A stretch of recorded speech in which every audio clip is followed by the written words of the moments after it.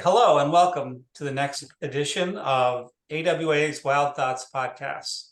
My name is Craig McGowan. I'm a board member at AWA, and I'm joined today by Bill Ingersoll, a past chair of AWA and currently our vice chair.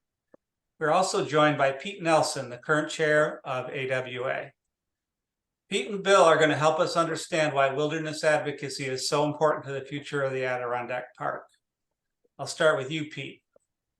From a very high level perspective, what does it mean to be an advocate for wilderness? Well, first of all, I think it means to have a passion for it. One of the things that I love about Adirondack Wilderness Advocates, which is because of the people who founded it and the people who are involved now, is that we really know and love this Adirondack wilderness. We inhabit it, we hike in it, we bushwhack in it, we spend days backpacking in it. And in a variety of conditions in a wide variety of places. I don't know anybody that knows the park better than Bill Ingersoll, for example. I think that's really important that we have a passion for it. And I think that the passion for it is reflective of what kind of a wilderness it is, for sure. You know, it's really unique. The combination of this dark, hard, primeval rock and the deep forest and the density of it, and then all of the water makes it different than any wilderness area I've been in, and I've been in lots of them around the globe, actually. But it's more than that. I think that the passion for it is also very much connected to maybe the most important high-level reason, other than our own wonderful views of it, which is this is a very rare place. You know, you can go in the Adirondacks and all sorts of places, even in the high peaks, which get a lot of traffic, and feel as if you're the only person who's ever been there. And it's not a foolish feeling, because it really is based in the reality of the fact that a lot of this place is primeval. It may be recovered. It may have, a lot of different factors when you delve into the details, but at a high level, as you said, Craig, this place is unbelievably rare. So having a passion for it is directly connected to the idea that that matters. And, you can give your best self to protecting something that is extremely rare. How about you, Bill? Why wilderness advocacy? So I found the Adirondacks right out of college, and it was like the thing that I needed, but I had no idea that I needed it. I found it at almost like the exact right time in my life, when I was open-minded to it, and it revealed things about me that I didn't know myself. Self-reliance and the ability to go further, literally farther than I thought my own little legs would ever get me.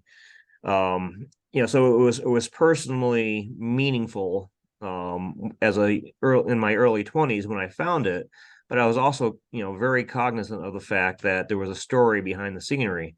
That these mountains and trees and waterways and whatnot didn't just preserve themselves, that there was a story about how the Adirondack Park and Adirondack Forest Reserve specifically came to be, by people who thought the same way that I did, and wanted to leave behind a legacy, a very wild legacy that future generations, which in their case was literally me, would be able to appreciate. The entire history of the Forever Wild clause, as we call it, that the forest reserve was this most legally, the highest possible legal protection of any public land in the United States, right here in my backyard, our backyard, made an impression at me at the same time. And so being aware that the park didn't preserve itself, that what we have now is the direct result of what people before us have done, I wanted to take a direct role in making sure that what I enjoyed, what I inherited from previous generations of conservationists, was passed down to future Bill Ingersolls, wherever they may be, or Wilhelmina Ingersolls, wherever they may be, so that they can enjoy all the things that I've done, if not more. Make sure that it's passed on in a wilder condition, if possible, than I found it myself. So taking an active interest in that. I was still fairly young when I started becoming interested in advocacy. Still in my mid-20s. Still quite wet behind the ears. Getting involved in conservation committees and not just reading about the issues that I cared about in magazines and so on, but actually being involved with decision makers and meeting them face to face and having their ear and being able to articulate my own experiences and my own views and my own positions was very important for me. So it's Okay. Yeah. that's where I got involved. So, yeah, me too. I feel like I've gotten a lot from the Adirondacks, and advocacy is a way of giving back everything that's given to me. But I don't think a lot of people really understand what's possible or what can be accomplished with advocacy. And so I know both of you have been involved in this world for many years. I've known you both through your writings well before I met you in person, and I've worked with you for quite a while now. But Pete, let's start with you. What can be accomplished with advocacy? What's possible? Well, that's a great question for what Bill just talked about, because there's a tremendous momentum and a sense of that possible that you gain when you look what people have done who preceded us. And I think when you look at the Verplank Colvins and the Paul Schaefers and the Bob and George Marshall and numerous other people who put so much effort into helping this park be what it is and helping it recover, because it certainly needed to do that. I think that you get the idea that you can do almost anything. This is a unique area, right? It's a unique area in how it was saved, how much was saved, how the balance of private and public land still amounts largely to a saving. And the fact that the people of New York and the government that is represented by the will of the people has been willing and able to invoke these powerful protections tells me that if you engage politically in the best sense of the word, which isn't always the case, and we might come back to that, if you engage politically and engage the people of New York and the value of this place, you can do so much. As Bill said, the wilderness protections that are in place in the Adirondacks are the strongest in the United States, arguably the strongest in the world. There were pragmatic reasons for the saving of the park, protection of the watershed, yet when there were massive challenges to the management of that watershed that could have led to canals and huge dam projects and lots of other things that would have changed the character of the interior of this park in big ways, they were beaten back. So I think that when we engage, when we have strong dialogue, and we can get back to this too, particularly when we invoke grassroots activism that's connected to a way to tell the stories about this place and its history, as Bill mentioned, I think we can accomplish anything. So, for me, it's been very exciting. It's humbling to be involved at the level that AWA is with the state of New York, with various committees, and have them at least take seriously the fact that we're participating. It's really an exciting thing. Yeah, Bill, from your perspective, what can be accomplished? The sky is the limit, literally. Yeah. So, I mean, everything that's happened so far in the Adirondacks has been partly the result of public advocacy. The park doesn't exist by fiat because some emperor thought it would be a good idea to do for his own benefit. it exists because the people wanted it. One of the things that makes the forest preserve specifically so legally protected is the fact that it's protected by the state constitution, and therefore any amendment, including the original amendment that created the forest reserve, had to be passed by the public in the form of a public referendum. And every time there's a change to Forever Wild, there has to be a public referendum. So the public already has, a seat at the table. So advocacy is just the formal way of since all, however many tens of millions of people live in New York State, since all of us can't be in Ray Brook at the same time, advocacy, like what we do at AWA, is sort of, we're the agents. We represent a certain voice.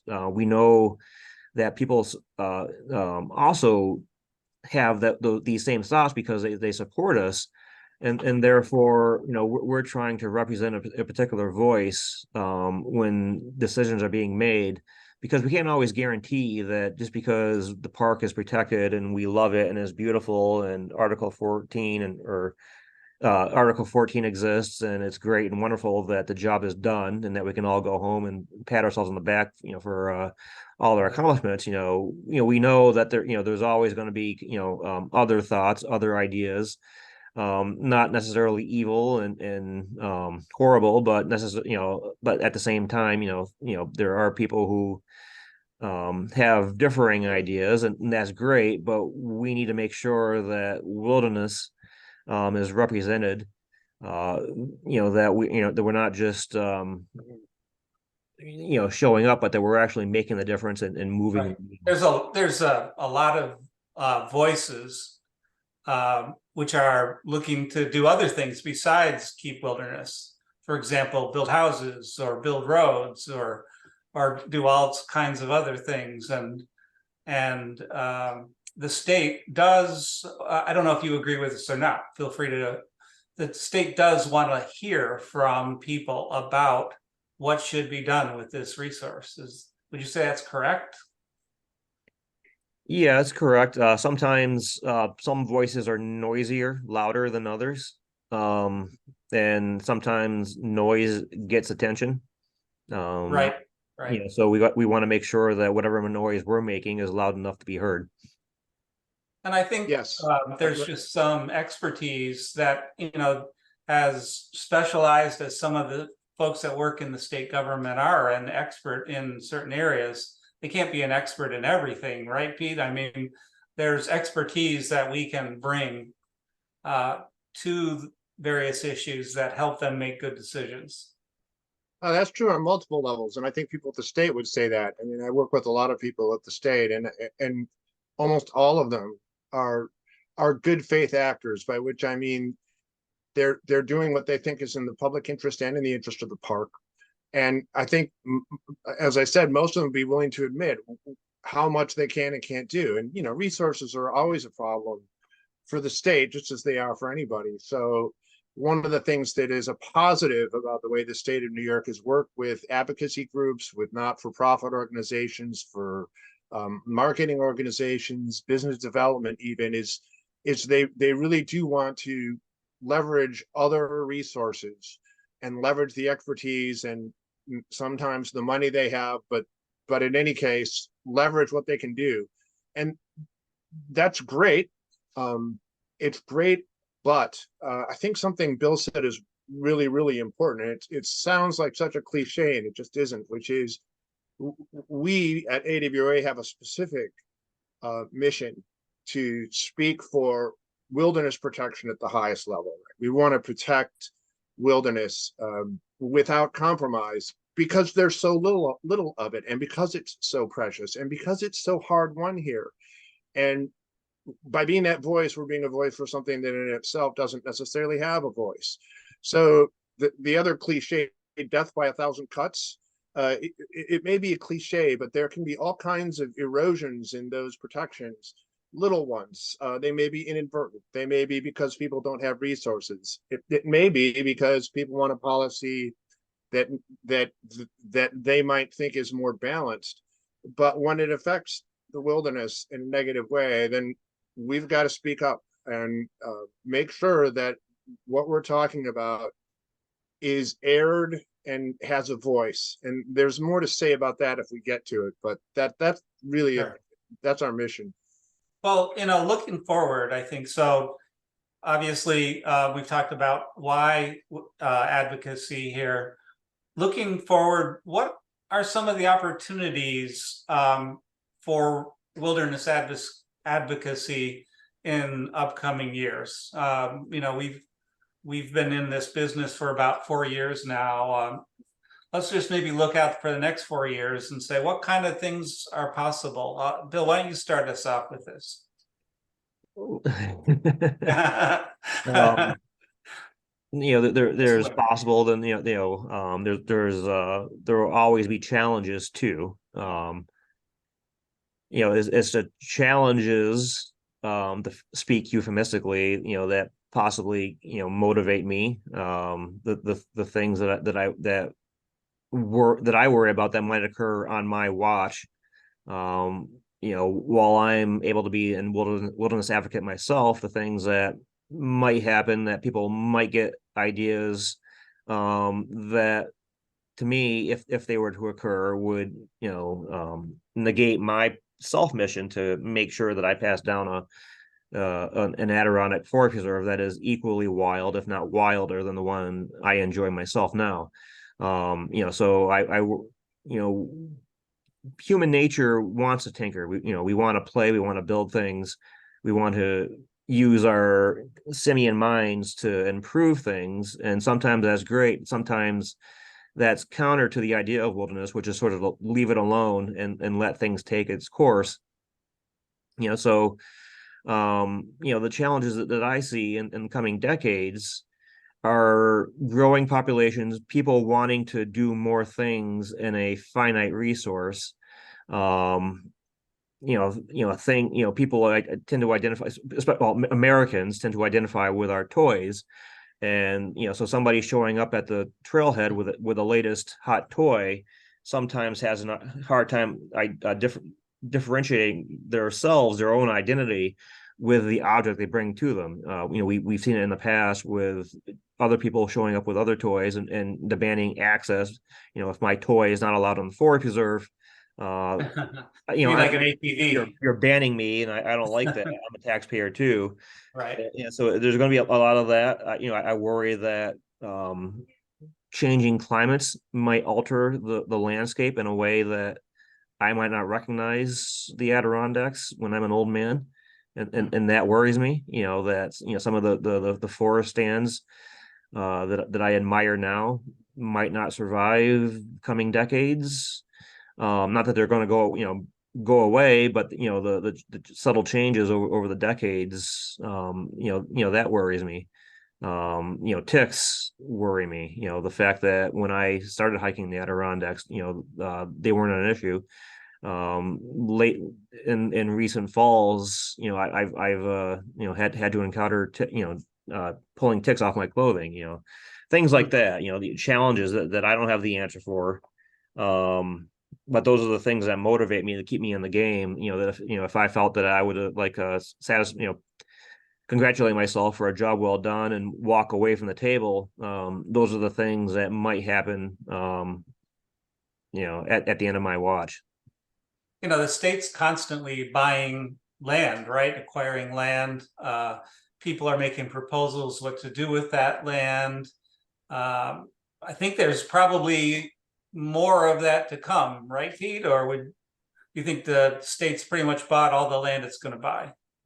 Oh, I don't think the state's bought all the land it's going to buy yet. And I think that's an interesting question. I think in the short term, there's a feeling that the state's not in a position to buy a lot more land and then manage it properly and protect it properly.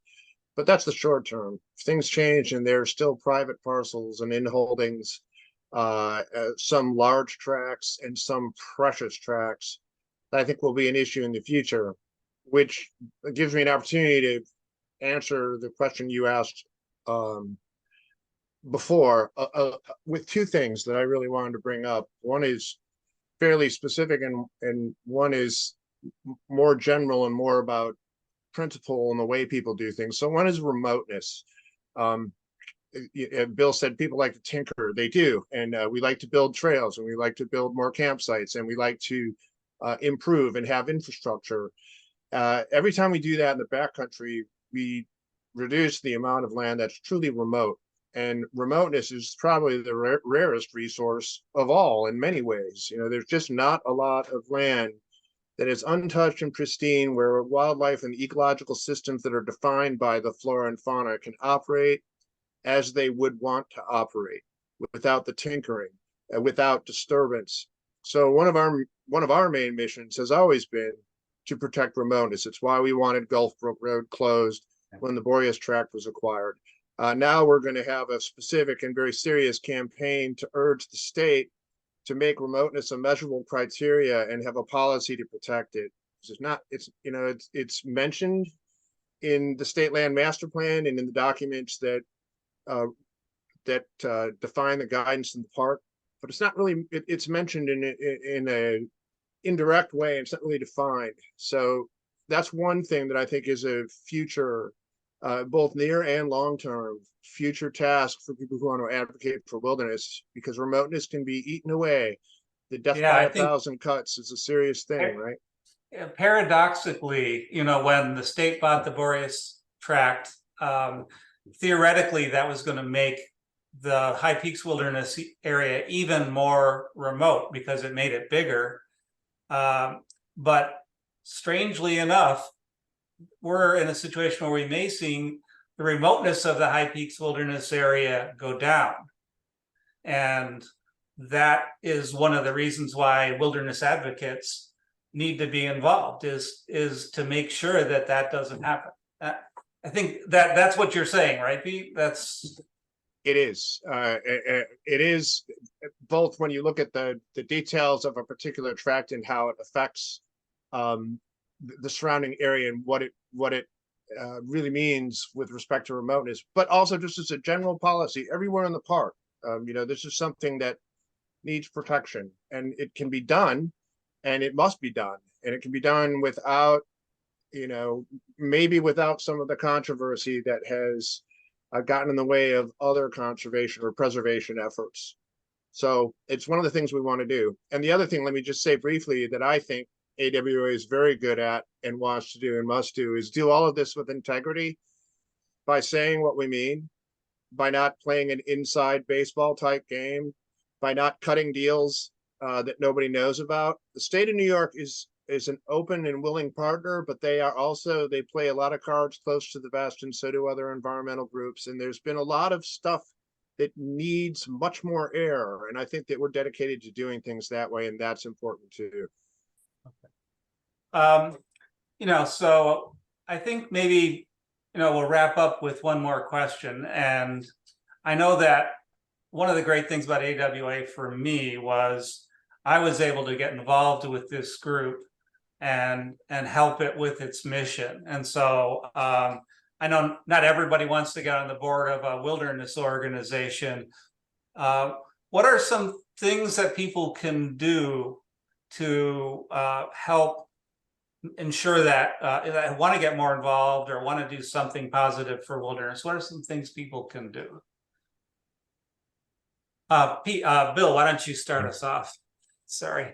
Well, you know, it's really just getting involved. You know, so we're not the only game in town. You know, there are others. And before AWA existed, you know, I was involved in some of those others, and it wasn't so much of just writing a check and rewarding these groups financially. You know, I was in contact. Well, I started more basically than that. You know, I started at a club level and got involved in the local club level, and then used that as my stepping stone to get involved at the state level, where, you know, which is where most of the Adirondack issues are discussed and acted upon. You know, so, you know, like I said, you know, there are various organizations. We're always happy to have more people who want to get, you know, take a more active role. You know, we're not a big organization. We don't have like a lot of volunteer efforts at this point in our our development right now. But for people who want to get involved and want to articulate a certain position and be involved on a regular basis with like-minded people, by all means get in touch with us. But not everybody has that kind of has that level of time commitment. But there's multiple organizations, research the ones that appeal to you. Not all, even though there's various conservation organizations in the Adirondack, they may have subtle differences.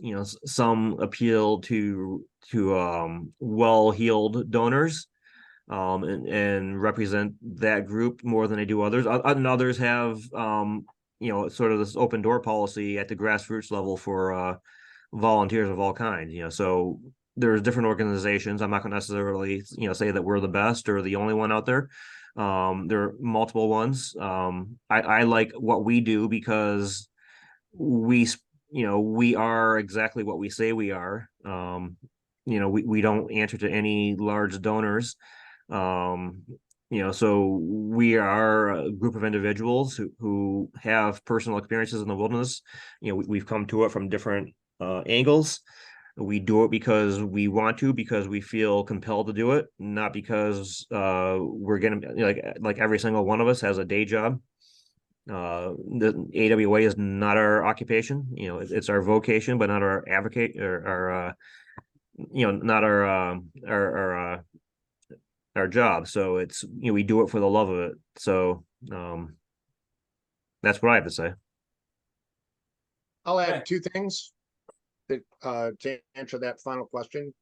One is from time to time we rally the troops, right? We're a grassroots organization. It is a volunteer group. We are, as Bill said, exactly who we say we are. But we will have letter campaigns. We will have email campaigns. We will, if an issue of importance comes before the Adirondack Park Agency, we may want to flood a public hearing. You can get on our mailing list and you can be aware of when we rally the troops, because grassroots activism, which is something I've done all my life and why I came to do this with Bill, and it is very effective, and especially when it's done with integrity. So there's that. You can pay attention to what we're doing and pay attention to those kinds of campaigns and help us out. That's one thing. The other thing I would say is that the park is a patchwork quilt, and so is the incredible range of people who are invested in it and interested in it. So if you don't know about all of the organizations that might be available to you, one of the things that I think is very powerful that you can do is pick a place you're in love with. Fall in love with someplace. Let's say Blue Mountain Lake. That happens to be a place that's very important to me. And find out all of the different people who are involved there. So, right, at Blue Mountain Lake, there's the Blue Mountain Center. They control thousands and thousands of acres. There's all kinds of activities to work with them in a variety of ways. The folks at the Blue Mountain Lake boat livery maintain the cleanliness of the lake with a bunch of stuff that volunteers can help with. There is a state steward program on Blue Mountain Lake, and they're always looking for people. They don't have enough people necessarily to steward the lake. So that's an opportunity in the summer. The Adirondack Experience, formerly the Adirondack Museum, has a whole variety of volunteer opportunities that you can get involved in. That's just one little area of the park. I think you can pick any area of the park. And you can find groups from land trusts to volunteer groups to river associations that would let you take this passion you have for a place that you're in love with and translate it into some boots in the ground work that actually makes a difference. And I think all of us at AWA have that kind of experience. That's another part of our own interaction with the park that's very important to us. Yeah, I would add just in closing that you can also feel free to donate to the Adirondack Wilderness Advocates at our website, which is at www.adirondackWilderness.org. With that, I think we'll call it a night. I wanted to thank you both for joining me and having a great discussion about advocacy. Anybody who's listening to this, feel free to send us an email at contact@AdirondackWilderness.org. Any other questions you have about us or about advocacy, we'd love to hear from you. And thanks again. Thanks again, Pete and Bill. We'll see Thank you, next Craig. time. This was fun. Thank you.